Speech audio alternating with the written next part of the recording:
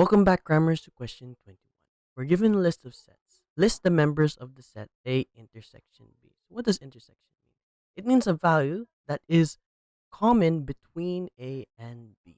So A is a multiple of 3. I can write an arrow down to all the multiples of 3. And B are all odd numbers. So I can write an arrow going up into all the odd numbers.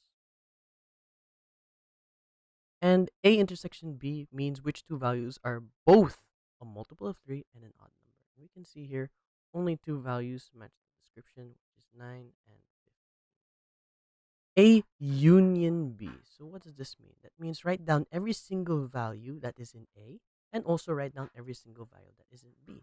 So we'll look at A. Every value which is a multiple of 3 is 9, 12, 15, and 18.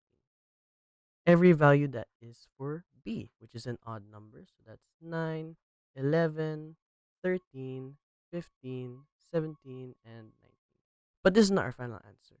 Notice how there are some repeated values here. And when we're writing a set of values, we don't want repeated values. So we simply write 9 once, and then we write 11, 12, 13. We write 15 once, so that's 15, 17, 18, and 19. Is it true that 24 is a universal subset of A? Tick one of the boxes below. No, it is not.